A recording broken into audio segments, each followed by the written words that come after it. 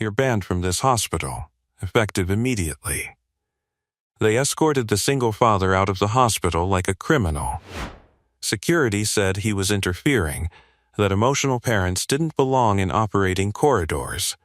He didn't argue, just gave the head nurse one precise warning. Hours later, the head surgeon heard his name and froze.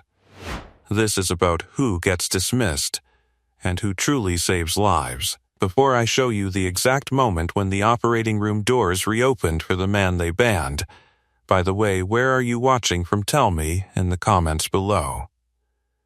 What was happening beneath the surface wasn't hysteria. It wasn't grief spiraling out of control. It was precision wrapped in silence.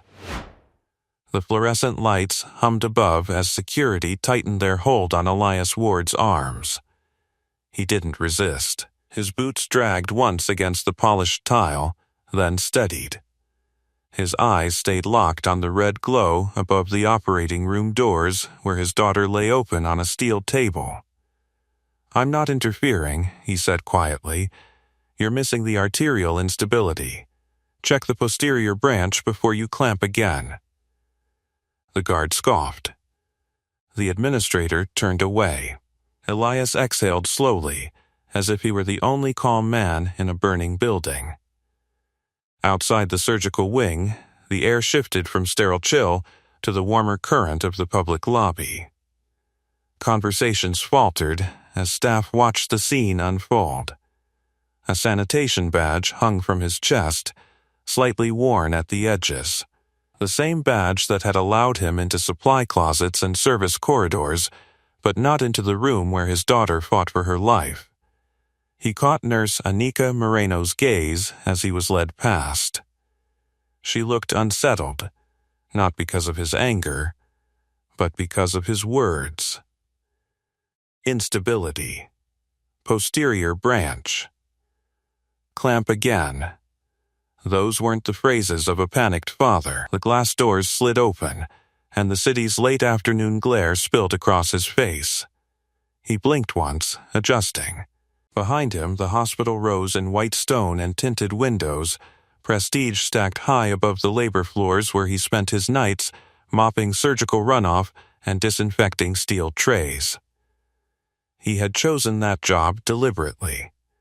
Chosen proximity over pride.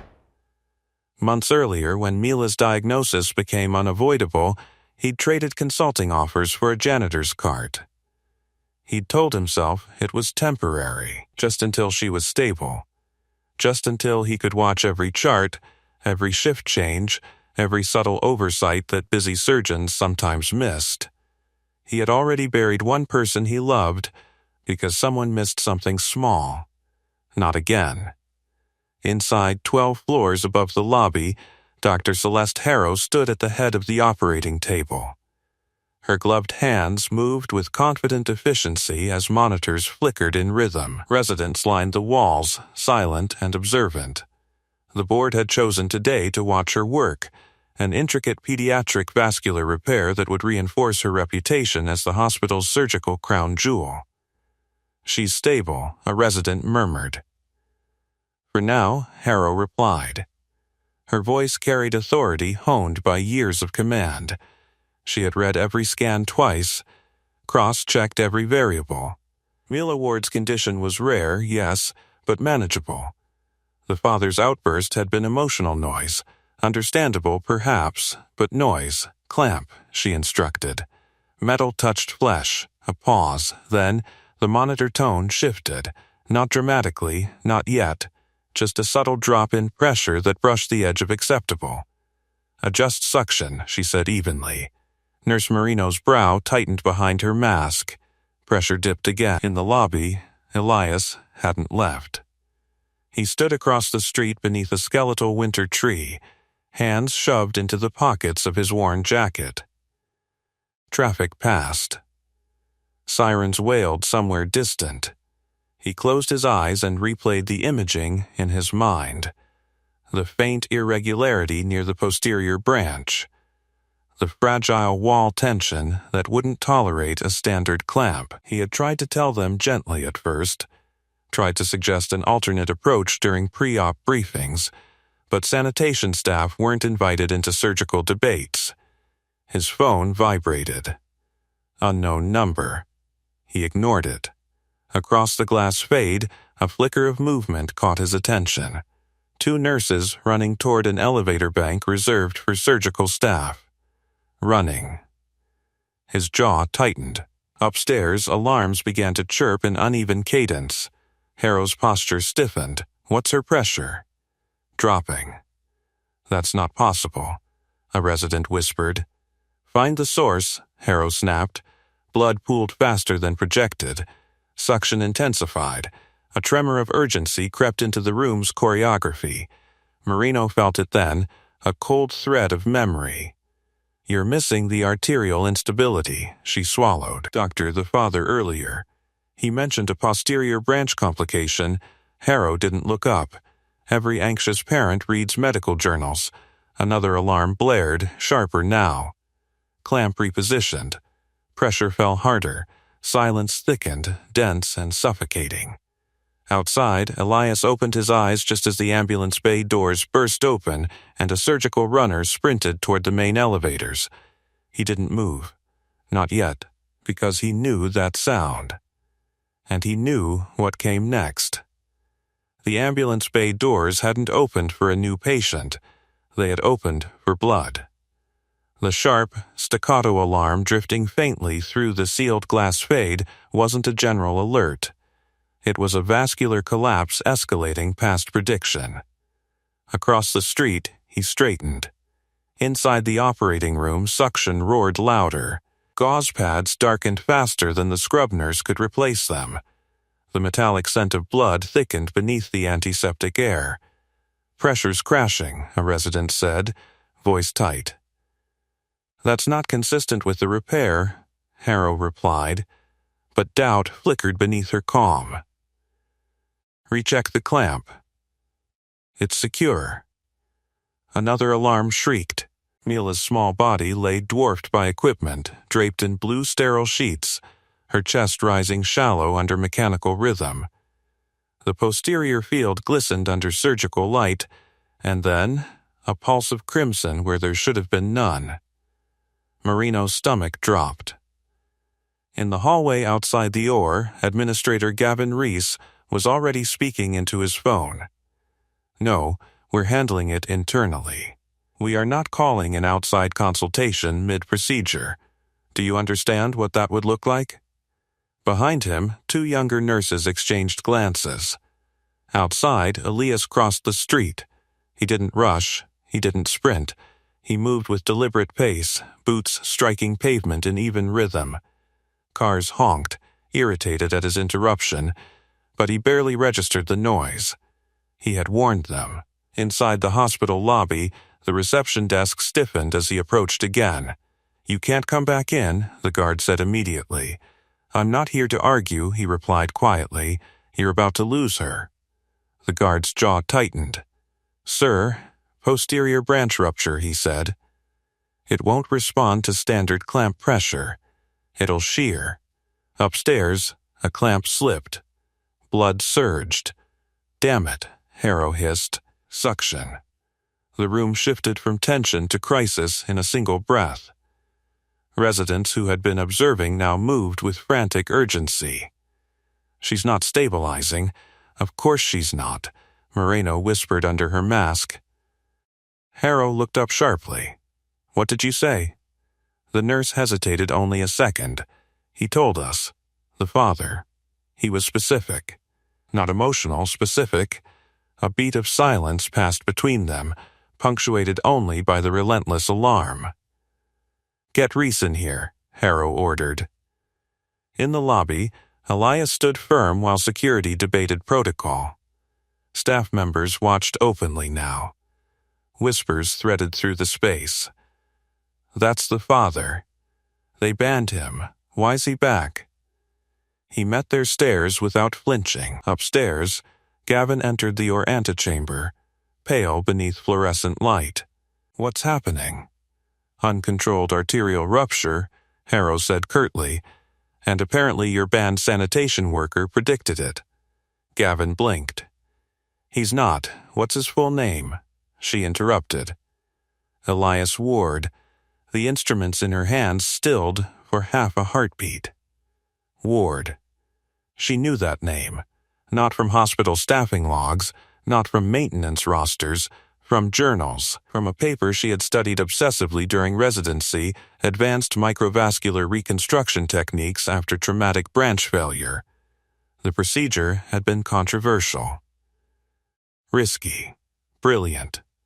Authored by Dr. Elias Ward. Her pulse quickened. That's impossible, Gavin muttered. Moreno's eyes sharpened. Is it?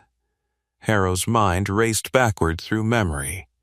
Conference footage. A keynote speaker with steady hands and unshakable composure explaining arterial shear patterns most surgeons never encountered in their careers. She had admired him. Then he had vanished from the field. The alarm screamed again, her pressures bottoming out. Harrow inhaled slowly, decision crystallizing.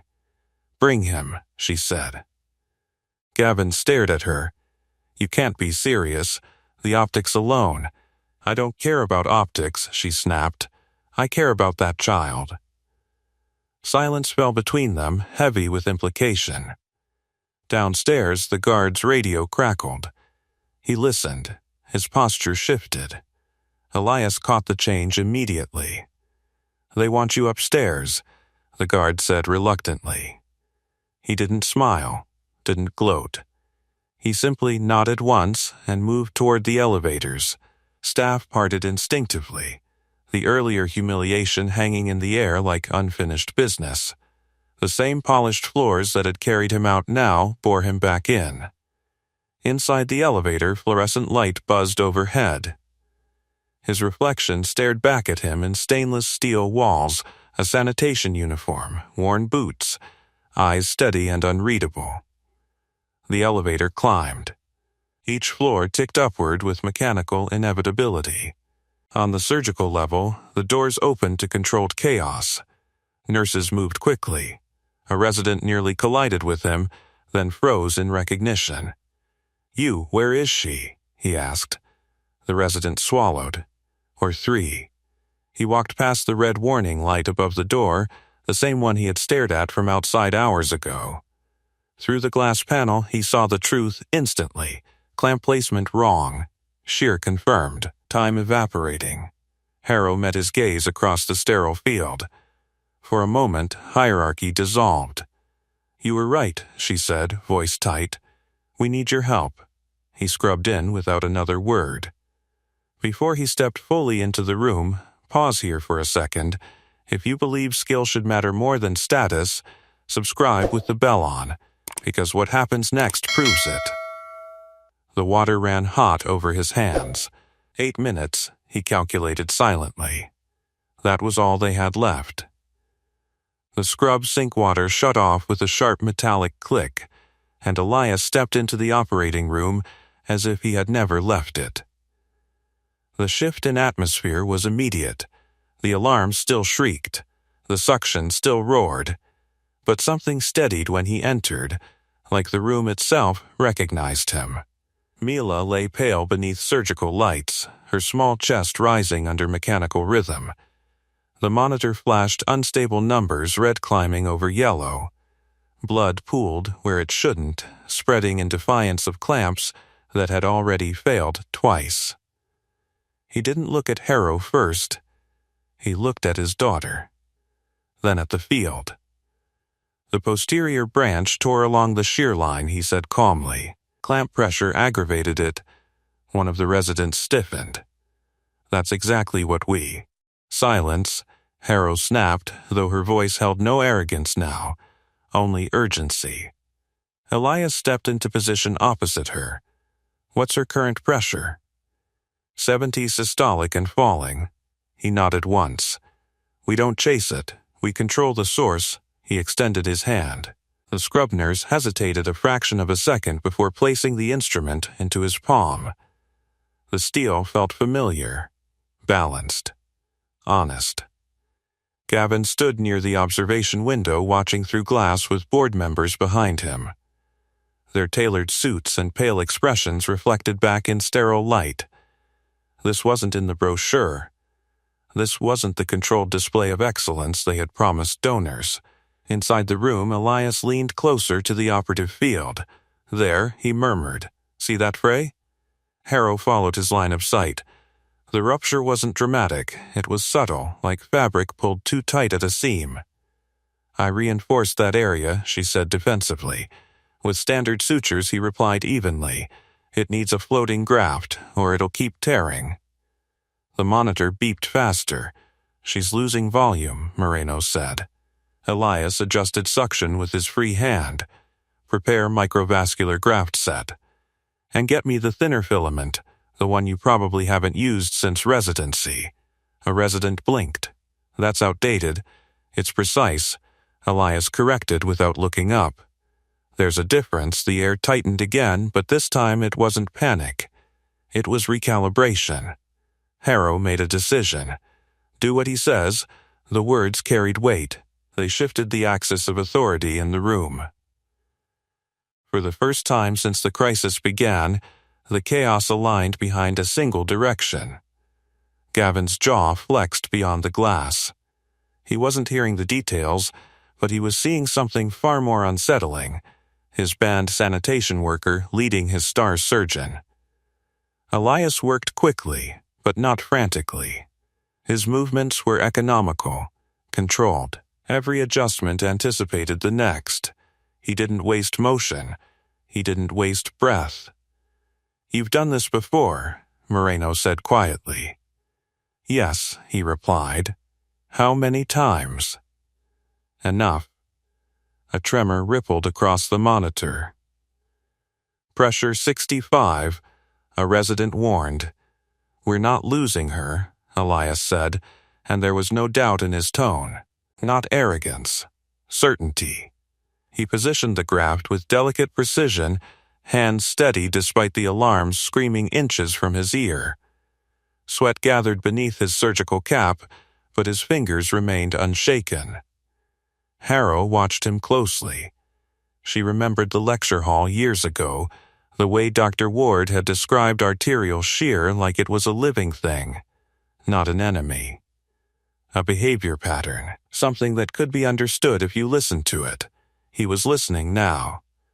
"Release tension slowly," he instructed. A clamp eased. Blood threatened again. Then slowed. The room collectively held its breath. Pressure stabilizing. 70, 72, the anesthesiologist reported. No one celebrated. Not yet. Elias secured the graft with meticulous sutures, threading filament so fine it seemed invisible under harsh light. "This isn't about force," he said quietly. "It's about respect. The vessel's already traumatized." Harrow felt something unfamiliar settle inside her. Humility. Another monitor tone shifted, this time upward. 80 systolic. The suction volume decreased. The field cleared. Moreno exhaled, barely aware she'd been holding her breath. Outside, Gavin pressed a hand against the glass. The board members were whispering now. "Who is he? Why was he banned? Why didn't we know?"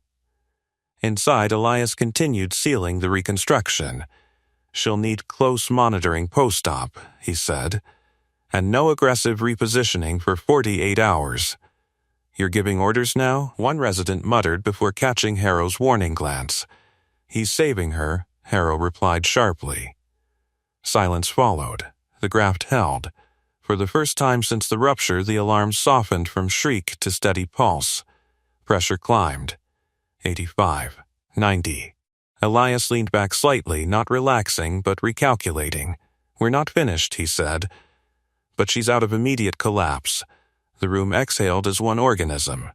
Harrow removed her gloves slowly, eyes never leaving the operative field. "You saw it before any of us," she said. "I saw the imaging," he replied. "You were focused on the visible defect. The shear was hiding behind it, and you tried to tell us, yes." There was no accusation in his voice, only fact. The weight of that fact pressed against every person in the room. Harrow turned toward the observation window. Through the glass, she met Gavin's stare. Then she looked back at Elias. "What else are we missing?" she asked quietly. He didn't answer immediately. He studied the monitor, listened to the rhythm, and then he spoke. "We're about to find out." The words settled over the operating room like a second layer of sterile drape, thin, controlled, but heavy with warning. The monitors had stabilized, but not convincingly. Mila's blood pressure hovered in the low 90s, fragile as glass. The graft held for now, a delicate bridge between rupture and recovery, but Elias's eyes narrowed at the rhythm on the screen. "Her waveform's irregular," he murmured. The anesthesiologist frowned. "It's within acceptable variance." "It won't be," Elias replied quietly. Harrow stepped closer again, reclaiming her place beside him, but not above him. "What do you see?" He adjusted the angle of the surgical light slightly, studying the tissue around the graft. Microspasms along the adjacent branch. The trauma didn't stop at the tear. A resident shifted uneasily. "We repaired the rupture. You repaired the symptom," Elias said without heat. "Not the reaction." The suction hissed softly now, less frantic. But tension hadn't left the room. It had simply changed shape. Outside the glass, Gavin spoke sharply into his phone again. No press statements. Not yet. "We're stabilizing the situation." Board members whispered behind him, eyes flicking between the sanitation uniform beneath the surgical gown and the hospital's most celebrated surgeon standing beside him as equal. Inside, Marino wiped sweat from her brow with the back of her sleeve. Pressure's dipping again. 88. Elias didn't flinch. That's the spasm starting. Harrow's jaw tightened. "Treatment?" "Vessel relaxation protocol," he said immediately. "Low-dose infusion. Slow. Too aggressive and the graft destabilizes." A resident hesitated. "That's not standard pediatric protocol, neither is this rupture pattern," Elias replied. Silence. Then Harrow nodded. "Prepare the infusion." As the team moved, she studied him openly now. There was no trace of the agitation she'd witnessed in the corridor earlier, no emotional volatility, only precision, only focus. "You left surgery," she said quietly, almost to herself. "For a reason," he answered. Marino glanced between them, sensing the unspoken history layered beneath the present crisis. The infusion began. For several agonizing seconds, nothing changed. Then the waveform smoothed slightly. "Pressure holding at 89, the anesthesiologist reported. "Hold it there," Elias said. "We don't chase numbers, we stabilize behavior." Harrow's lips pressed thin. Behavior. That was how he described vessels, like living systems that needed understanding rather than force. Another minute passed, the alarm softened further. 92, 95. The graft remained intact. Elias stepped back half an inch, shoulders lowering slightly but not fully relaxing. "She's responding." Moreno let out a shaky breath. "She's responding," she echoed. Behind the glass, Gavin's expression shifted from panic to calculation. This wasn't just a surgical complication anymore. It was a narrative reversal. Staff who had watched security escort Elias out were now watching him anchor the room. One board member leaned toward Gavin. "You banned him?" Gavin didn't answer. Inside, Harrow removed her outer gloves and flexed her fingers. "We continue controlled closure," she said. Slowly. Elias nodded. No tension on the graft. The room moved with new alignment, less frantic, more deliberate. Even the younger residents seemed recalibrated, their earlier skepticism replaced with sharp attentiveness. As closure progressed, the steady rhythm of Mila's heartbeat filled the space, no longer frantic, no longer collapsing. Harrow finally exhaled fully. "She's stable," the anesthesiologist confirmed. The word landed differently this time. Stable. Not temporary. Not hopeful. stable. Elias's gaze lingered on his daughter's small hand resting against the surgical drape. He didn't reach for it. Couldn't. But his voice softened. She's strong.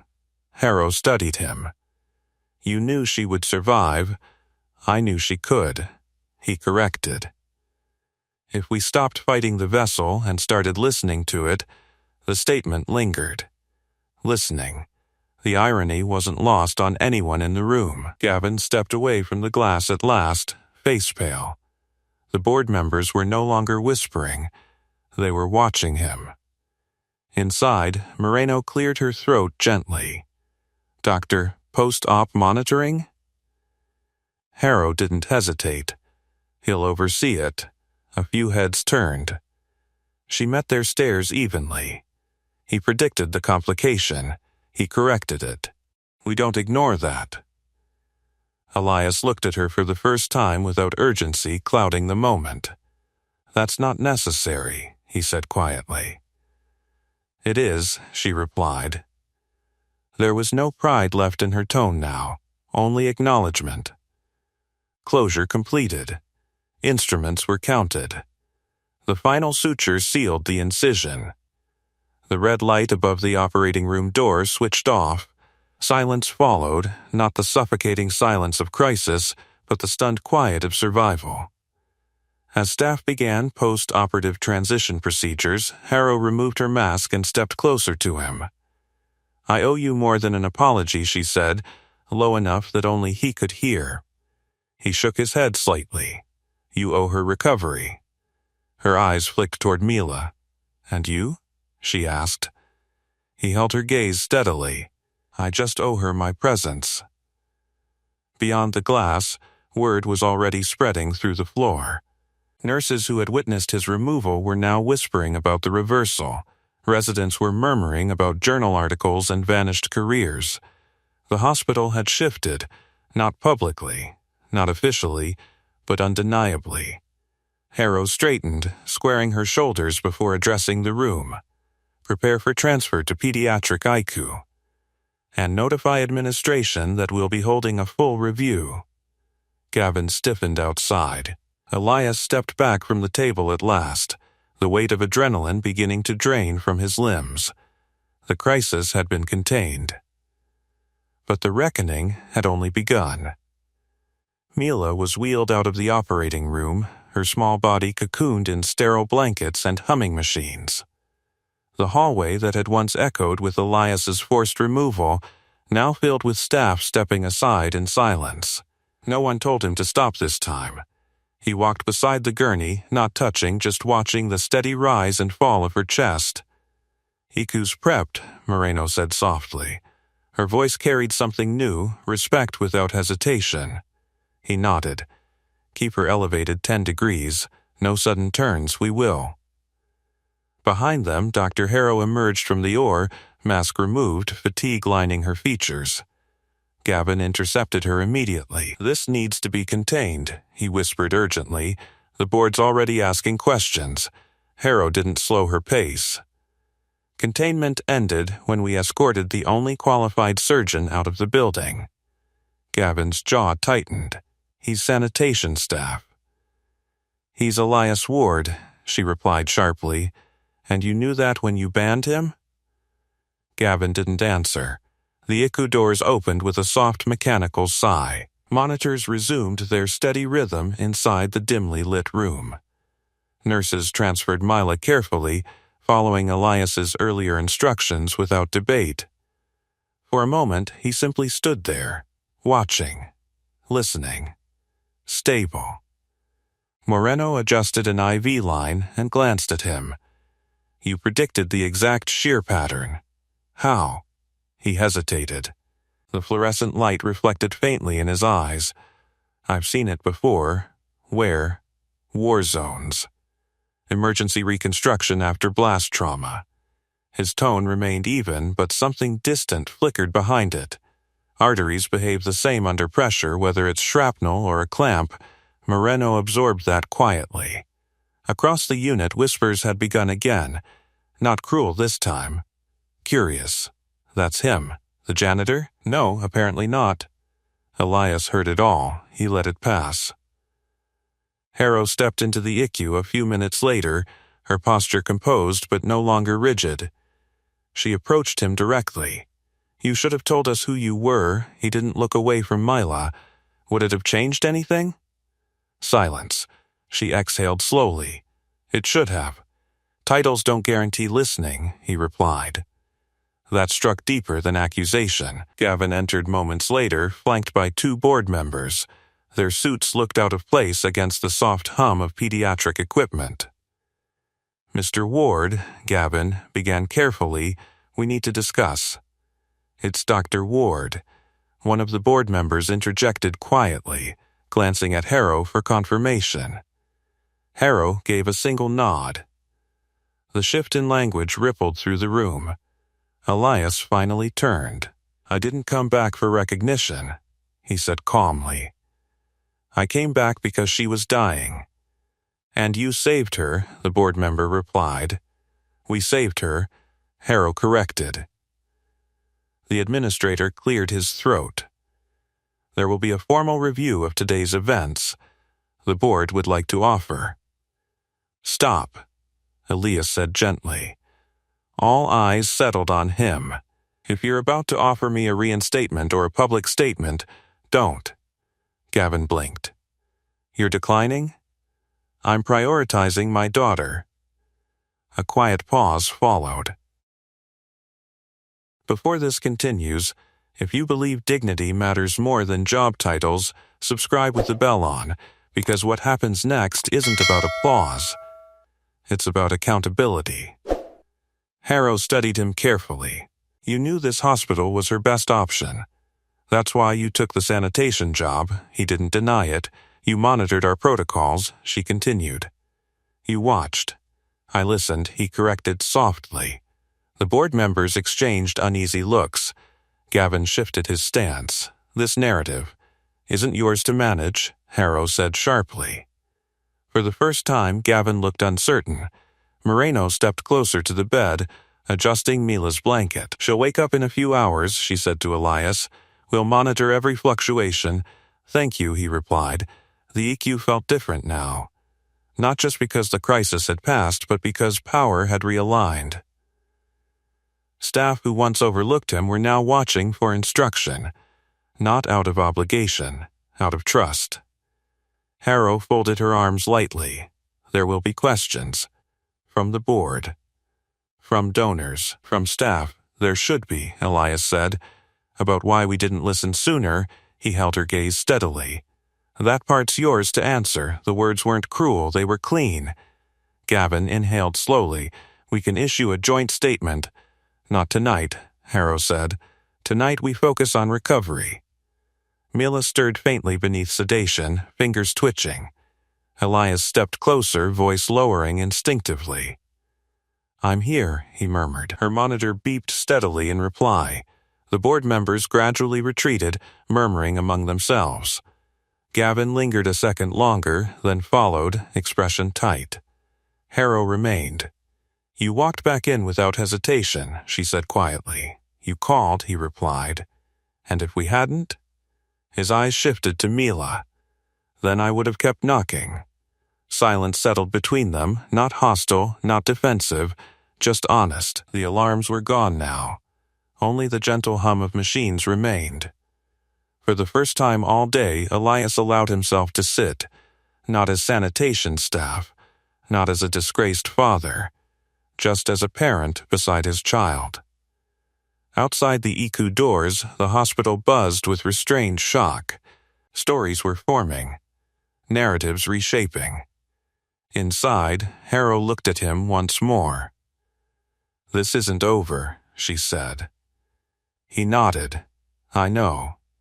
The ICU lights dimmed slightly as evening settled beyond the hospital windows. Mila's breathing remained steady, each rise of her chest syncing with the soft mechanical pulse beside her bed. Elias hadn't moved from the chair. Across the room, Dr. Harrow stood with arms folded, watching the monitors with the same intensity she had shown in surgery, but now there was something reflective in her gaze. "She's holding," Moreno said quietly, checking the infusion line. No signs of graft rejection. She won't reject it, Elias replied. The tensions balanced. Harrow glanced at him. You speak about vessels like they're people. They respond better when you treat them that way. A faint, almost reluctant smile touched Moreno's face. Outside the ICU glass wall, staff continued to drift past more slowly than usual. Word had spread through surgical floors, through maintenance corridors, through administrative offices. Dr. Elias Ward. The name no longer whispered with confusion, but recognition. Downstairs, Gavin stood in a small conference room with 3 board members seated around a polished oak table. His jacket lay folded over a chair, his tie loosened. You banned him without verifying credentials? One board member asked sharply. He was disruptive, Gavin insisted. He was interfering in restricted areas. He predicted the rupture, another member countered. Our head of surgery just confirmed it. Gavin's silence felt heavier than defense. Back in the IQ, Harrow pulled a chair closer to Elias. I reviewed your old publications after surgery, she said. You disappeared 10 years ago. My wife died, he replied simply. The room grew quieter somehow, even with machines humming. Complication? Moreno asked gently. Missed instability, he said. A subtle one. No one listened to my concern. Not loudly enough. Harrow absorbed that. You left because of that. I left because I couldn't stand in another operating room without hearing the monitor flatline. There was no self-pity in his tone. Just fact. Moreno looked down at Mila. And now you stood in one again. For her, he answered. Silence settled. Heavy, but not suffocating. Harrow leaned back slightly. You took a sanitation position here on purpose, yes. To stay close, yes. And you never intended to reveal who you were, he met her gaze. Not unless I had to. The honesty of that answer seemed to recalibrate something inside her. Outside the ICU, 2 residents paused near the nurses' station. I saw the graft technique, one whispered. It was textbook ward reconstruction. That was him? The other breathed. Yeah, the myth had returned to flesh. Inside, Mila stirred again, eyelids fluttering faintly. Elias immediately leaned forward. Easy, he murmured. Her fingers twitched against the blanket. A soft, almost inaudible sound escaped her throat. She's coming around, Moreno said, checking vitals. The monitor remained steady. Harrow stood. I'll inform the board she's stable through the night. Elias looked at her. They're worried about liability. They're worried about perception, she corrected. There's a difference. And you? She held his gaze for a moment longer than necessary. I'm worried about what we missed before you said anything. That admission carried weight. He nodded once. Listening isn't weakness, no, she agreed quietly. It's discipline.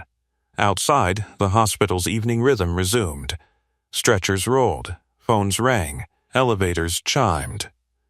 But something fundamental had shifted in its bloodstream. Gavin returned to the ICU floor shortly after, posture composed, but eyes guarded. He stopped outside the glass before stepping in. Dr. Ward, he began carefully. Elias didn't stand. Administrator. Gavin inhaled slowly. The board would like to extend a formal apology for your removal earlier today. Harrow's gaze flicked to him sharply, assessing his tone. Elias considered the words.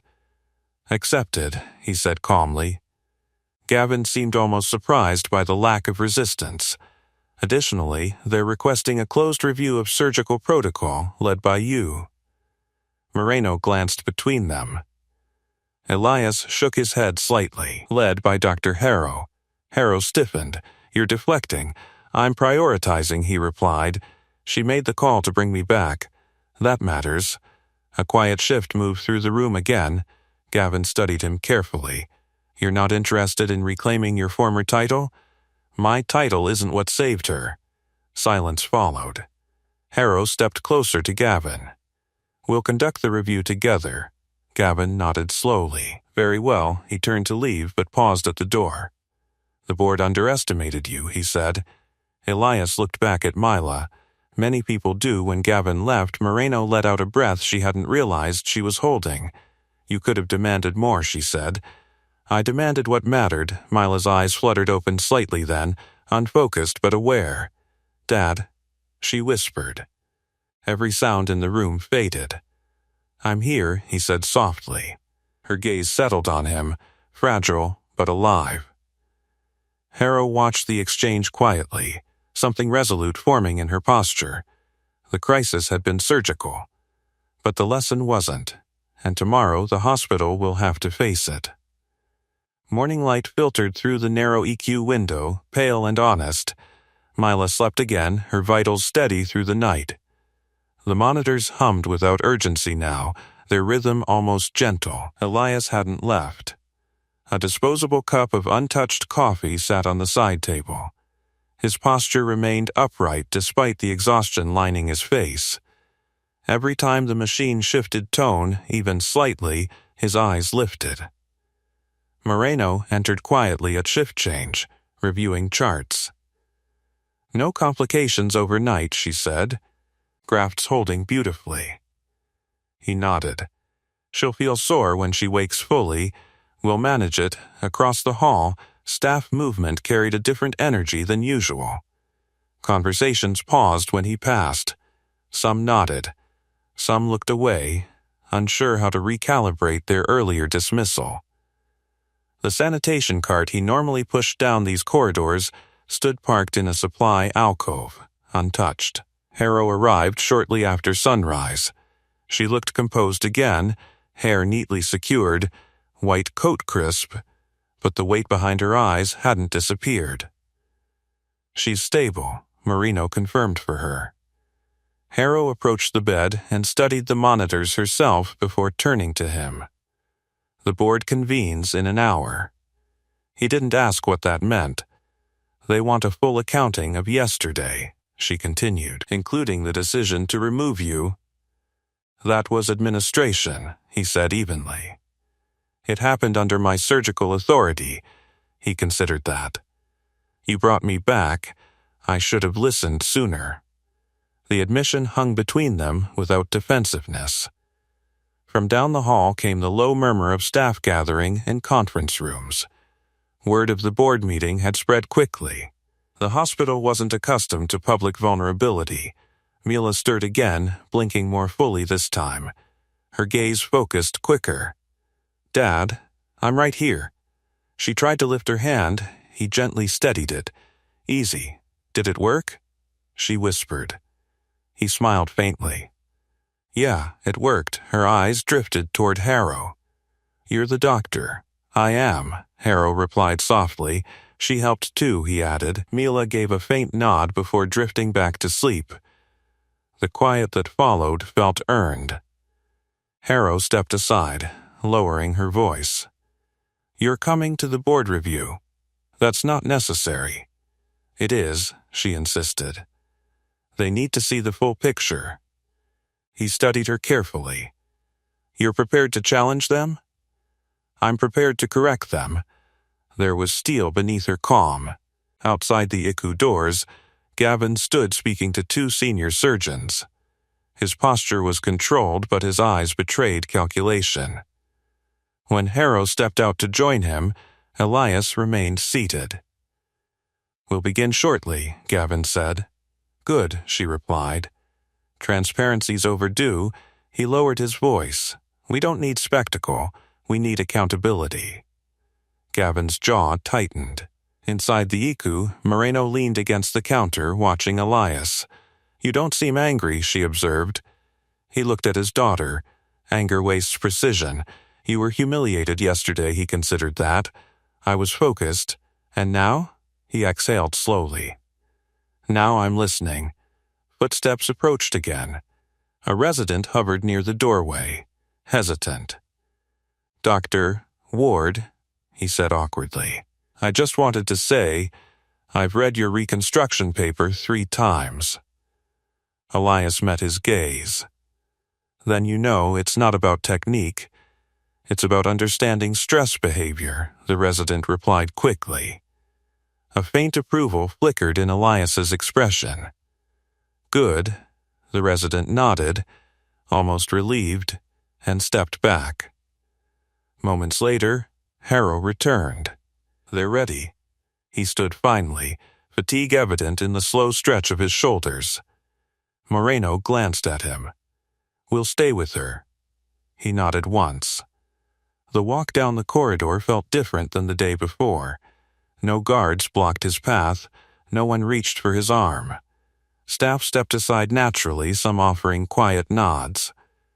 The conference room doors opened. Inside, the board sat around the long table. Gavin stood near the head. The same polished oak that had hosted celebratory donor dinners now awaited uncomfortable truth. Harrow entered first. Elias followed. Murmurs stilled. Gavin cleared his throat. We're here to review yesterday's surgical emergency and subsequent actions. Harrow didn't sit. Begin with the ban. A few board members shifted uncomfortably. Gavin inhaled. Security removed Mr. Dr. Ward due to interference in a restricted area. Interference that predicted the complication, Harrow corrected calmly. Silence thickened. One board member leaned forward. Why was his expertise unknown to administration? Elias answered evenly.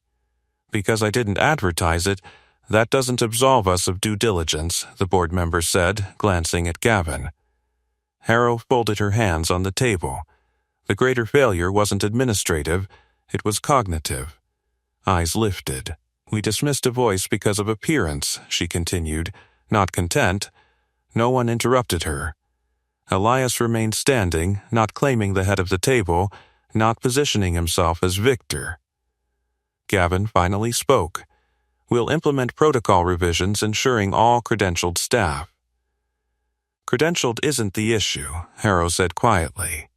Listening is. The word echoed. Listening. Outside the conference room, hospital activity resumed, but something intangible had shifted in its rhythm. Inside, the board faced the uncomfortable truth that authority had nearly cost a child her life, and Elias stood in the center of it, not as a conqueror, but as proof. The conference room remained still after Harrow's final word settled into the polished wood and glass. Listening. It wasn't a policy, it wasn't a credential, it was a discipline, and yesterday they had failed it. One board member cleared his throat. Dr. Ward, if you had been granted immediate access, would the complication have been avoided entirely? Elias didn't rush his answer. Not avoided, he said evenly. Managed sooner. And the rupture? Likely minimized, a quiet murmur passed around the table. Gavin leaned forward, fingers interlaced. We're not disputing your expertise. The concern is structural. We can't have unscheduled personnel entering surgical zones. You can, Elias replied calmly, if you build a system where concerns are evaluated on merit instead of hierarchy. The statement landed harder than the accusation. Harrow nodded once. We revise preoperative consultation protocols. Any parent raising specific procedural concerns receives review, not removal. Gavin hesitated. That opens liability. It opens dialogue, she cut in. Silence followed. Elias studied the faces around the table. Executives. Donors. Surgeons. People accustomed to control. You're asking how to prepare for the next crisis, he said. Start by assuming expertise doesn't always announce itself. A board member leaned back slowly. And if that expertise isn't on payroll, then you evaluate it anyway. The simplicity unsettled them more than complexity would have. Before we continue, take a second. If you believe humility belongs in leadership, subscribe with the bell on. Because what happens after this meeting changes more than one policy. Gavin exhaled slowly. We'll form a surgical advisory panel. Harrow's gaze sharpened. Led jointly. With you, Gavin added quickly. She looked at Elias. He shook his head slightly. I won't take a permanent role. A few eyebrows lifted. You'd decline?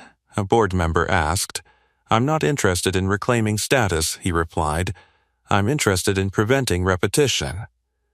The room grew quiet again. Then serve as consultant, Harrow said. Temporary. Focused on protocol revision, he considered that. Not prestige, not title, prevention. I'll review vascular response protocols, he said at last, and train on shear recognition patterns. Gavin nodded. Agreed. The decision felt less like concession and more like correction. Outside the room, staff gathered discreetly, sensing the outcome before it was announced. Word traveled fast in hospitals, especially when power shifted. When the doors opened, conversations paused. Harrow stepped out first, posture composed. Elias followed beside her, not behind. No guards, no hesitation. Moreno approached them immediately. How'd it go? Listening, Harrow replied simply. Moreno's eyes flicked to him. You staying? For a bit, he answered. Relief softened her expression. Down the corridor, 2 residents straightened as he passed. One spoke quietly. We're reviewing the graft footage. It was extraordinary. Elias didn't slow. It was necessary. The humility in his tone traveled further than arrogance ever could. They reached the EQ again. Mila was awake now, pale but alert, sipping water through a straw. You left, she said softly when she saw him. I had to talk to some people. Did you win? He smiled faintly. That's not what it was. She frowned slightly. Then what? Fixing something, Harrow lingered near the doorway, watching the exchange. Can I go home soon? Mila asked. Soon, he said gently. But we take it slow. She nodded seriously, as if accepting terms of a contract. Moreno adjusted her blanket again. Vitals still steady, Harrow stepped closer to the bed. You gave us quite a scare. Mila glanced at her father. He gets scary when he's quiet. A few soft laughs eased the room. Elias met Harrow's gaze across the bed. You'll have resistance, he said quietly. I know, change feels like criticism. It is criticism, she replied. Of habit, he nodded once. Outside the ICU, Gavin stood speaking to department heads. His tone was measured now, not defensive. Word of the advisory panel was already spreading. Inside, Mila leaned back against her pillow. Dad? Yes? You're not cleaning floors anymore, are you? He hesitated, for now he said carefully, I'm just staying close. Her small hand slipped into his. Harrow watched that gesture and understood something she hadn't before. Prestige wasn't what had brought him back into surgery. Love had. She stepped toward the door, pausing briefly. We begin protocol review tomorrow morning, she said. 9 a.m. He nodded. As she left, the EQ felt lighter, not because the crisis was forgotten, but because it had been faced honestly. The alarms were silent now. Only steady heartbeats remained. Morning settled fully over the hospital by the time Elias stepped out of the IQ and into the conference wing again. The advisory session had been scheduled quickly, too quickly for comfort. Department heads lined one side of the long table. Surgical residents filled the back row. Gavin sat near the head, expression composed but cautious. Dr. Harrow stood beside a projection screen displaying still images from Mila's surgery. We begin with pattern recognition, she said. Specifically, posterior branch shear. She nodded toward Elias. He didn't move immediately. The room waited. Then he stepped forward. The sanitation badge was gone now. In its place, a temporary consultant ID clipped to his coat. It looked almost ironic against the years of experience it failed to represent. He pointed to the magnified image on the screen. Most of you saw rupture, he began. What you missed was pre-rupture stress. A resident shifted in his seat. The imaging didn't show that clearly. It did, Elias replied evenly. You weren't looking for it. The words weren't sharp, but they weren't soft either. Harrow folded her arms, observing the room's reaction. Some bristled. Some leaned forward. He clicked to the next slide, arterial mapping overlays he had requested from records overnight. This subtle narrowing here, he said, that's not incidental. It's cumulative tension. One of the senior surgeons frowned. That level of prediction isn't standard in pediatric repair. Standard is built on repetition, Elias answered. Rare cases require deviation. Gavin watched the exchange carefully. So you're proposing deviation from established protocol? The senior surgeon pressed. I'm proposing responsiveness, Elias said calmly. Protocol should guide you, not blind you. A murmur rippled through the room. Harrow stepped in smoothly. We're not dismantling standards. We're refining them. She met Gavin's gaze briefly. The presentation continued, video slowed frame by frame. Elias narrated the exact moment clamp pressure intensified the shear. Right there, he said, that's where we lost control. The resident who had assisted that step lowered his eyes slightly. Elias noticed. This isn't about blame, he said. It's about anticipation. Silence followed. He shifted to a final slide, 3 bullet points. Pre-op listening. Intra-op flexibility. Post-op monitoring precision. That's it? Someone asked. That's everything, he replied. The simplicity unsettled them again. Gavin cleared his throat. Implementation timeline? Immediate, Harrow said before Elias could answer. Training begins this week. A pause. The senior surgeon leaned back. You're asking us to trust subjective assessment. I'm asking you to sharpen it, Elias replied. Moreno stood quietly near the back, having slipped in during the presentation. Her presence anchored the human side of the discussion. A young resident finally raised her hand. What would you have done differently pre-op? Elias met her gaze. I would have listened to the concern raised before surgery. The room stilled, not accusatory, factual. Harrow didn't look away. Gavin exhaled slowly. Then we codify that. Mandatory parent consultation documentation. A board member near the wall nodded. Agreed. The shift wasn't dramatic, but it was real. After the session ended, clusters of staff lingered. Some approached Elias cautiously. I didn't realize who you were, one surgeon admitted. I didn't need you to, he said. Another resident extended a hand.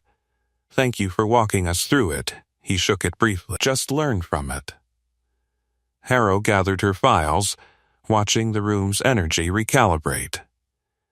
You handled that gently, she said when they were alone.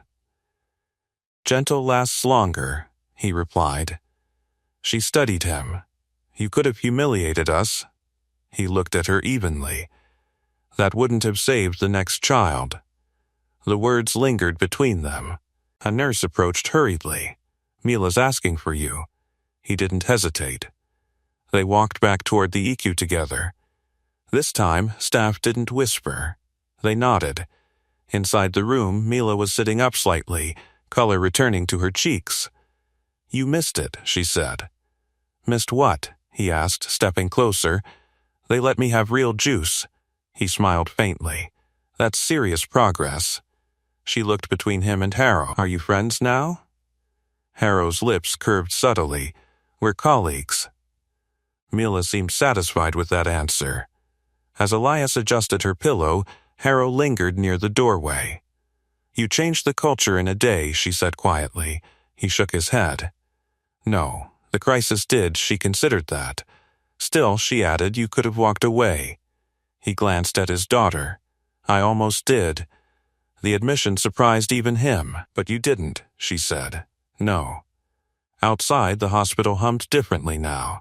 Not quieter, not louder, just more aware. Inside the ICU, Mila leaned back comfortably. Dad? Yes? You're staying, right? He met her gaze. For as long as you need, and for the first time since the ban, since the alarms, since the rupture, The hospital felt steady. Not perfect, not redeemed, but steadier. Mila was discharged from ICU to a step-down pediatric room 2 days later, her recovery progressing without complication. The graft held firm. Her color returned. Laughter began replacing alarms. Elias remained close, splitting time between her bedside and early morning protocol sessions with surgical staff. The advisory panel had moved from theory to implementation faster than anyone expected. Change, when born from crisis, had momentum. In the pediatric wing, nurses now paused longer when parents raised concerns. Preoperative meetings had expanded by 15 minutes, not enough to slow efficiency, but enough to invite voice.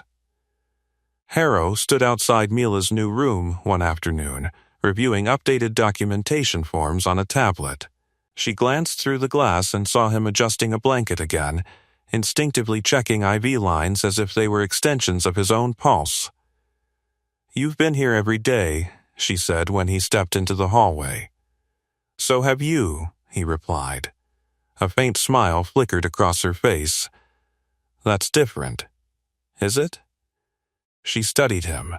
"I used to think control meant certainty." "And now I think it means adaptability," he nodded once. Certainty closes ears, footsteps approached. Gavin walked toward them, posture measured but no longer defensive. "The board approved full implementation," he said. "Mandatory consultation acknowledgement before high-risk pediatric surgery." Harrow inclined her head slightly. "Good," Gavin hesitated. They also requested a public statement. Elias's expression remained neutral. About what? About what happened, and about what we're changing. Silence stretched for a moment. Harrow looked at him. "It's your call," he exhaled slowly. "No hero narratives," Gavin blinked. "Understood. No mention of bans. No spectacle," Elias continued. "Just focus on the policy shift." Gavin nodded. "That may raise questions. Then answer them honestly," Harrow said evenly. He looked between them and, for the first time since the crisis, gave a short nod without resistance. "Very well." When he left, the hallway felt lighter. Inside the room, Mila was awake, flipping through a children's book a volunteer had brought. "Dad, they said I might go home tomorrow," she said, eyes bright. "If your lab stays stable," he replied. "They will." Her confidence felt inherited. Harrow stepped into the doorway. "She's right. Everything looks strong." Mila grinned. "See?" He chuckled softly. "You've always been stubborn, like you," she shot back. Harrow watched them quietly, something reflective settling in her expression. "You could come back full-time," she said suddenly, addressing him. Mila looked up immediately. "Come back where?" "To surgery," Harrow clarified. Elias paused. The fluorescent light hummed overhead. Down the hall, a monitor beeped faintly from another room. He considered the offer not from ego, but from memory. The smell of antiseptic, the weight of responsibility, the echo of a flatline years ago. "I'm not sure that's where I belong anymore," he said honestly. Harrow didn't argue. "You belong where you're needed," she replied. He glanced at Mila. "That's here," he said quietly. Mila squeezed his hand. Harrow nodded slowly. "Then consult. Teach, visit when you choose. That I can do." Outside the room, 2 nurses passed, discussing updated intake forms. "Did you see the new section?" one asked. "Parent input required before final surgical approval." "About time," the other replied. The shift was subtle but undeniable. Later that evening, as the sun dipped beyond the city skyline, Elias stepped into the rooftop garden for the first time since the crisis. The air carried the faint scent of rain. Harrow joined him a moment later. "You were right about something else," she said. "What's that?" This wasn't about being right. He watched the city lights flicker on one by one. "No," he agreed. "It was about being heard." She folded her arms lightly. "You changed more than a protocol." He shook his head slightly. The system was ready to change. It just needed pressure. She studied him carefully. "You don't resent us." "I resented the silence," he corrected. "Not the people." A quiet understanding passed between them. Below, the hospital continued its rhythm, patients arriving, surgeons moving, families waiting. But now, somewhere in every pre-op conversation, a pause existed where it hadn't before. Listening. Harrow glanced toward the ICU wing visible from the rooftop edge. "She'll be discharged tomorrow," she said. He nodded. And after that, he looked out across the city, lights stretching into the distance. "After that," he said slowly, "we go home." And this time, the word felt earned. Morning arrived with quiet efficiency.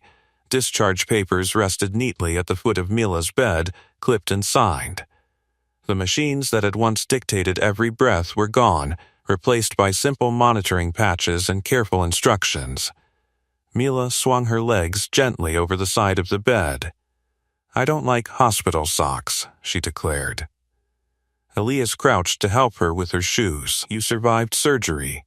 I think you can survive wearing socks." She wrinkled her nose. "Barely." Harrow stepped into the room carrying a thin folder. "Final clearance," she said. "Vitals are strong. Labs are clean." Mila grinned. "So I'm free?" "For now," Harrow replied with a soft smile. Elias stood slowly.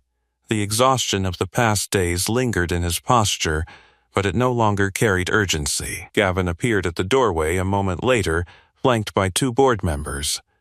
There was no tension in his stride this time, only measured purpose. "We won't keep you long," Gavin said. "But we wanted to say this in person." Mila looked between the adults curiously. The board member stepped forward.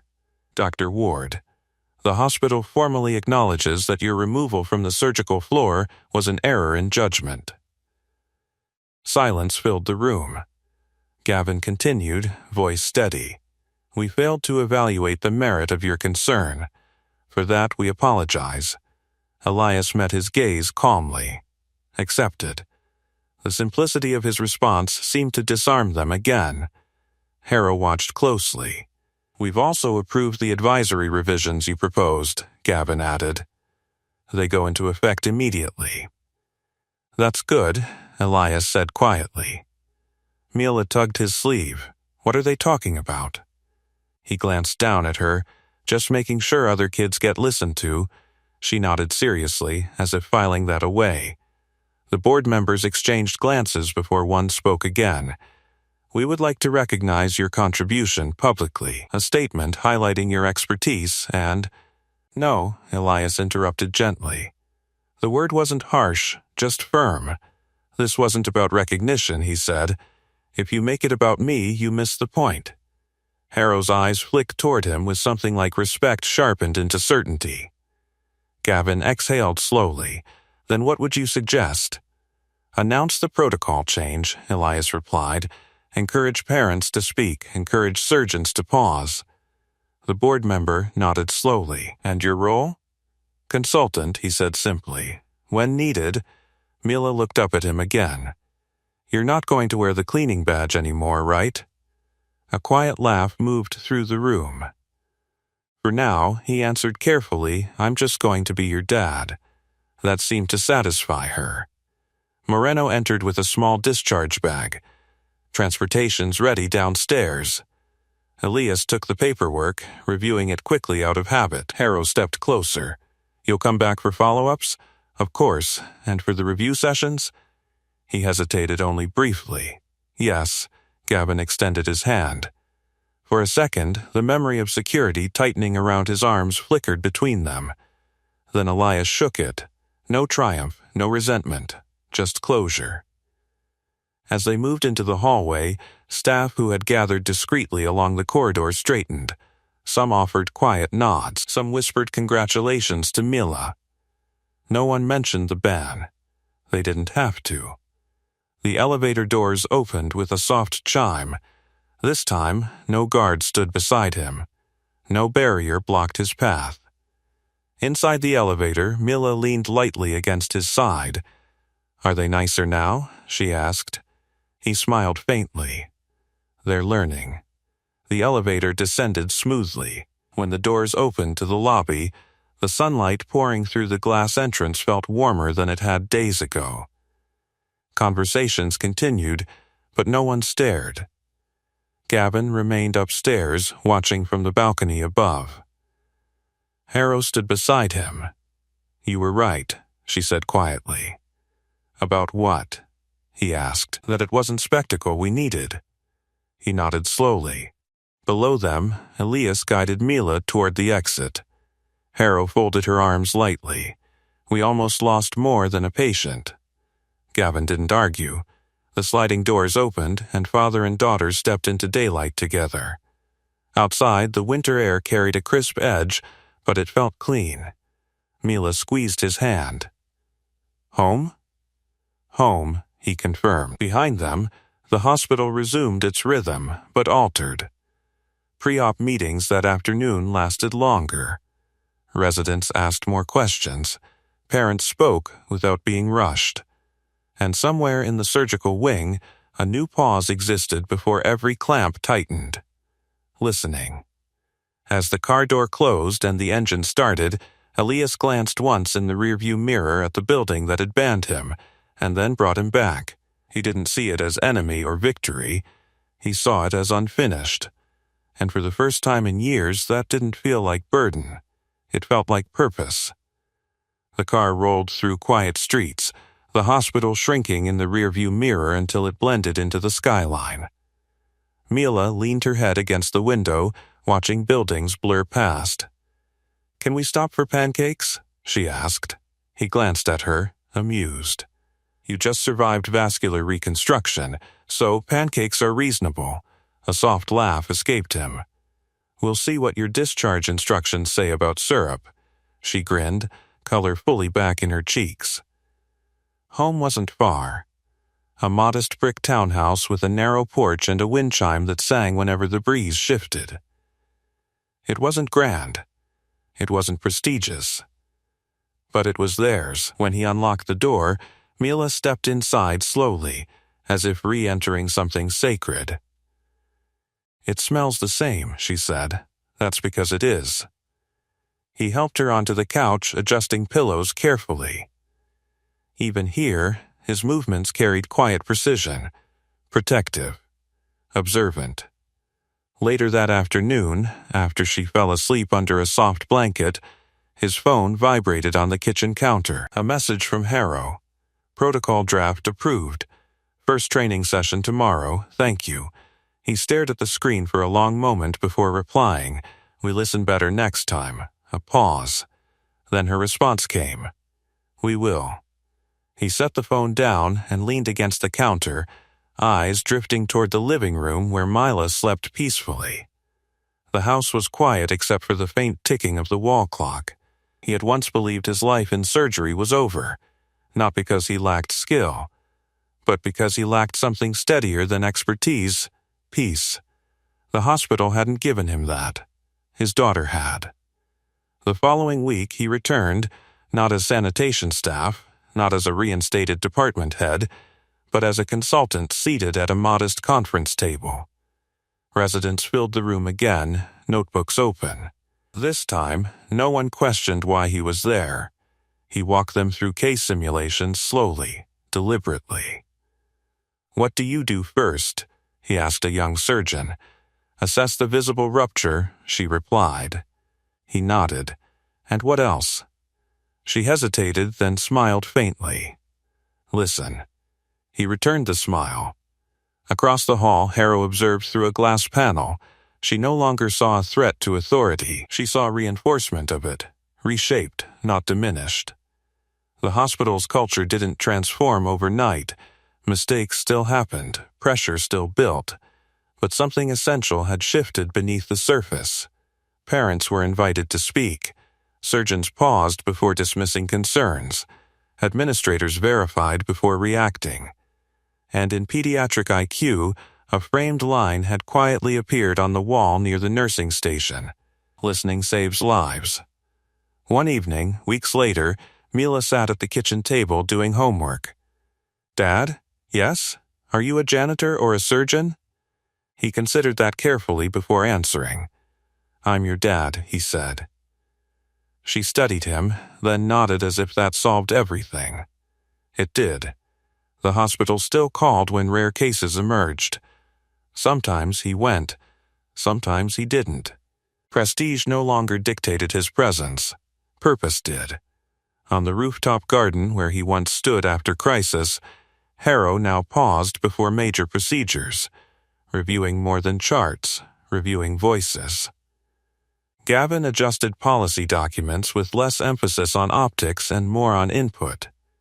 Marino trained new nurses to flag patterns others might overlook. And somewhere in the surgical wing, before clamps tightened and incisions deepened, someone always asked one extra question. Is there anything we're not hearing? That question carried his legacy far louder than any press release ever could. Mila finished her homework and walked into the kitchen. "Pancakes tomorrow?" she asked hopefully. He smiled. Tomorrow. The world hadn't changed entirely. Hospitals were still busy. Authority still existed. Pride still flared. But in one building of glass and steel, humility had carved a permanent space. And sometimes, that was enough. Now tell me, what should our next story title be? Subscribe and don't miss our next story, Security, Remove Him. The single dad whispered 3 words that froze the entire boardroom. Trust me, you'll feel it. And tell me in the comments, what injustice should we tackle next? Do you mind? The woman said sharply, already halfway into the aisle seat. I don't want my jacket wrinkled and... Her eyes flicked to his worn backpack, then to the child clinging to his sleeve. We're already cramped enough. She let the exhausted stranger sit beside her on the crowded flight, never imagining what he carried inside. By the way, where are you watching from? Tell me in the comments below. People nearby watched, some with curiosity, others with thinly veiled judgment, as turbulence rattled the overhead bins and a flight attendant asked them to hurry. He didn't argue, didn't explain, just shifted his knees inward and guided his daughter gently into the window seat, his voice low and steady while the plane shuddered again. Because when the warning chime echoed and the cabin lights flickered, control would no longer belong to titles or tailored suits. This was never about a seat. It was about who stays calm when everything starts to fall. Man was Ethan Rowe, and he moved like someone who'd learned long ago how to take up less space than he deserved. The snapback came quietly. He buckled in without rushing, fingers practiced, checking the latch twice out of habit. When the woman beside him huffed and crossed her arms, he offered a polite nod and turned his attention fully to the small hand gripping his. Calm settled over him like muscle memory, unshaken by the glares or the rising whine of the engines. His daughter's breathing was quick, shallow. Flying always did that to her. He leaned closer, murmured reassurance, counted softly until her shoulders dropped. Outside the window, rain streaked across the glass, blurring the runway lights into long, trembling lines. The smell of recycled air and coffee hung heavy, and somewhere overhead, a panel creaked, metal complaining under pressure. Marianne Cole adjusted her seat again, clearly annoyed. First class had been overbooked. This was temporary. Everything in her life was supposed to be insulated from inconvenience. She glanced at the man beside her, noted the scuffed boots, the faded jacket, the way he watched the wing as if it were a living thing. Definitely not her world. The aircraft lurched as it taxied, harder than expected. A ripple of unease moved through the cabin. Bags thumped. A child cried 2 rows back. Ethan felt it immediately, a vibration just slightly off rhythm. His jaw tightened, not in fear, but in recognition. He exhaled slowly, grounding himself, and pressed his palm flat against the armrest, feeling the hum travel through the frame. Marianne rolled her eyes. "It's just turbulence," she muttered, more to herself than anyone else. "These planes are designed for worse." He didn't respond. He was listening. To the pitch of the engines, to the delay between acceleration and movement, to the subtle way the lights dimmed, then steadied, then dimmed again. His mind mapped patterns without permission, old pathways lighting, up after years of disuse. The seatbelt sign chimed. The captain's voice came on, smooth but a shade too deliberate. Routine words, rehearsed calm. Ethan had heard that tone before, in different skies, under very different circumstances. His daughter looked up at him, eyes wide. He smiled, small but certain, and squeezed her hand once. The plane turned onto the runway. Rain intensified, drumming against the fuselage. Engines spooled higher, a rising howl that set his teeth on edge. Something lagged.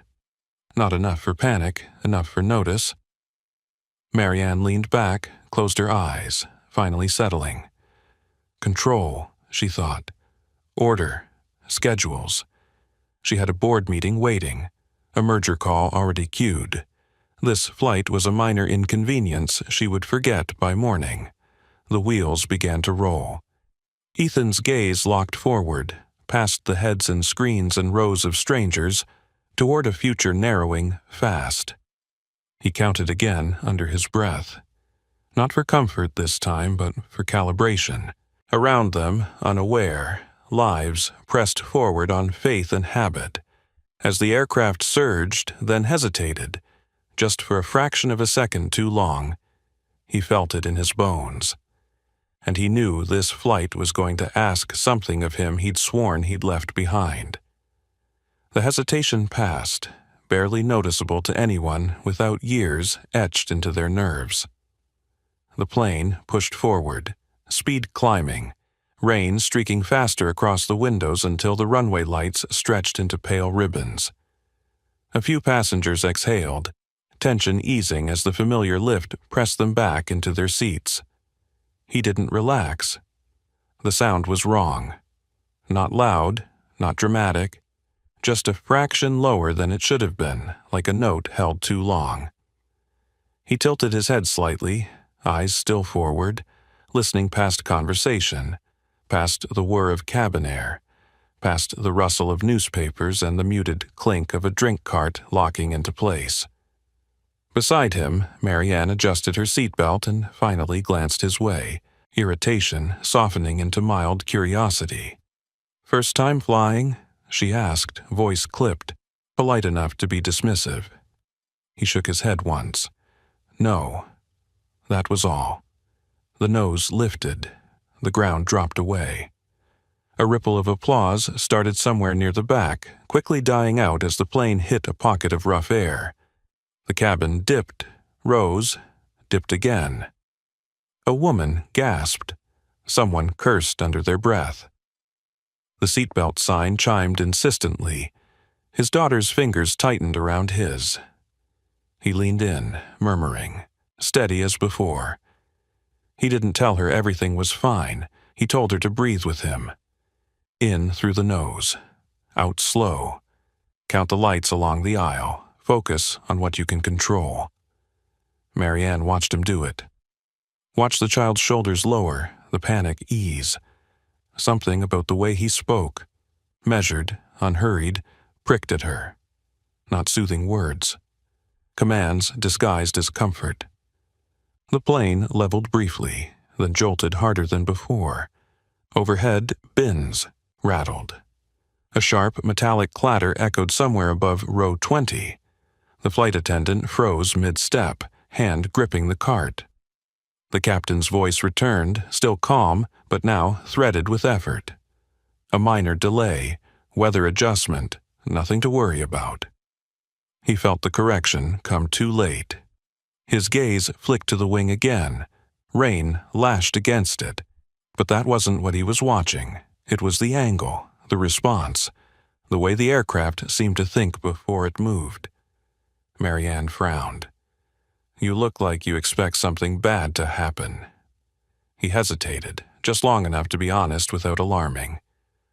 I expect something complicated. She gave a short laugh. Planes don't do complicated. They do what they're told. That almost made him smile. Another shudder ran through the cabin, stronger this time, followed by a brief dimming of the lights.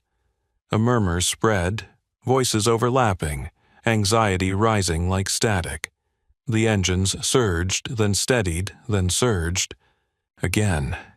He felt it clearly now, not catastrophic, not yet, but trending the wrong way. A man across the aisle leaned forward. Is this normal? Before anyone could answer, the plane dipped again, sharper, forcing a collective cry from the cabin. The flight attendant abandoned the cart and grabbed the nearest seat back.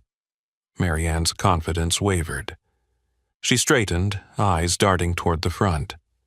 This is ridiculous, she muttered, reaching for the call button, then stopping herself. Control meant not showing fear. She'd built a career on that. He didn't reach for anything. He grounded himself through the floor, through the vibration, through memory he rarely allowed to surface. Training rooms, simulators, real cockpits with less margin than this.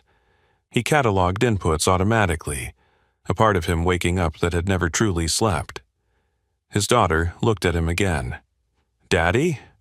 I'm here, he said. Always. The captain's voice returned sooner than expected.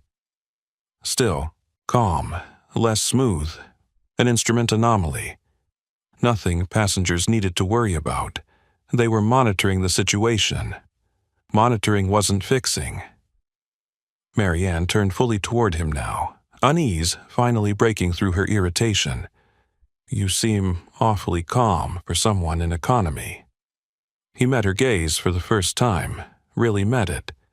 There was no challenge there, no need to prove anything, just truth. Panicking doesn't help. She searched his face, as if trying to place him somewhere that made sense. It didn't work. He didn't fit the categories she relied on. Another jolt hit, followed by a faint but unmistakable alarm tone from the front. Short. Cut off quickly. Around them, people shifted, whispered, prayed. The social order of the cabin began to dissolve, status meaningless against shared vulnerability. He leaned back, eyes closing for half a second, listening, calculating, remembering. And before what comes next unfolds, hit subscribe if you want to see how quiet. Experience outperforms power when it matters most. When his eyes opened, they were focused, alert. No longer just a father on a flight. Something was wrong, and he was running out of time to stay silent. The alarm didn't return, but its absence felt heavier than its sound. The plane pressed forward through turbulent air, engines adjusting in uneven pulses, like a runner struggling to find rhythm. Conversation thinned to whispers. Even the children had gone quiet, sensing the shift adults tried to hide. He stayed still, outwardly unremarkable, but inside his mind worked through layers of possibility. Sensor disagreement, environmental interference, a lag in response time that shouldn't exist at this altitude. He didn't need a panel to tell him something wasn't lining up. The aircraft was talking. Most people just didn't know how to listen. Across the aisle, the man who'd spoken earlier leaned forward again, his knuckles white against the armrest. My brother flies, he said, voice low, trying to convince himself more than anyone else. He says modern planes practically fly themselves. They do, he replied quietly, until they don't. The words slipped out before he could stop them. Marianne caught them. Her head turned sharply, eyes narrowing. What does that mean? He weighed his response. He'd learned long ago how quickly panic could spread, how responsibility attached itself to the wrong sentences. "It means people matter more than systems," he said instead. She didn't look satisfied, but the plane lurched again, stealing her attention. This time it was followed by a low groan, structural, deep in the body of the aircraft. The sound rippled through the cabin like a held breath finally released. A flight attendant stumbled, catching herself on a seat back. Her smile didn't reach her eyes as she reassured the nearest passengers. Training, he thought, but not the kind that prepares you for this. His daughter shifted, curling closer into his side. He adjusted the thin blanket around her shoulders, a small, careful motion that kept his hands busy. The object tumbled from his jacket pocket then, landing softly at his feet. A worn metal keychain, dulled by time, engraved with a simple winged emblem. He froze for a fraction of a second. Not because it fell, because Marianne noticed it. She bent slightly, peering past her expensive shoes. "You dropped something." "I've got it," he said quickly, scooping it up before she could reach down. His fingers closed around it, thumb brushing the familiar grooves. Habit, memory. He slid it back into his pocket, heartbeat steadying. Her gaze lingered. "That symbol, it looks military." He shrugged, careful. "A lot of things do." The plane dipped again, less sharply, but enough to make the cabin sway. Someone cried out. Someone else laughed too loudly, nerves unraveling. The captain's voice came back, clipped now, urgency barely concealed. Beneath professionalism, they were adjusting course. Passengers should remain seated. Marianne's phone buzzed uselessly in her hand. No signal, no control. The walls she relied on were gone, replaced by aluminum and physics. She exhaled slowly. "I hate not knowing what's happening." "So does everyone else on this plane," he said. That earned him a look. Not irritation this time, assessment. Across the aisle, an older woman leaned toward him, voice trembling. "You sound like you know what you're talking about." He met her eyes, softening his tone. "I know how to stay calm." "That's not what I meant," she said. He didn't answer. He couldn't. Not yet. The aircraft shuddered once more, then leveled abruptly, throwing several passengers forward against their belts. A sharp warning chime rang out, unmistakable this time, followed by hurried footsteps toward the cockpit. The door stayed closed, but tension leaked through it like smoke. Marianne's composure cracked. She pressed her palms against the armrests, grounding herself the way he had earlier. "This airline—" She stopped herself, swallowed. Blame wouldn't help. Not now. She looked at him again. Really looked. At the way his eyes tracked the cabin, not frantically but strategically. At how he listened between sounds. At how he hadn't checked a phone or asked for reassurance even once. "Who are you?" she asked quietly. He considered lying. It would be easier, safer. But the plane jolted again, harder. And the question hung there, heavier than before. "I'm a dad," he said. "That's what matters." His daughter nodded against his side, as if affirming it. The captain's voice returned, stripped of pretense now. A technical issue. They were troubleshooting. Assistance from the cabin might be required if conditions worsened. A ripple of fear moved through the rows. Marianne's breath caught. She didn't like the way that sounded. She didn't like that the systems she trusted were suddenly asking for help.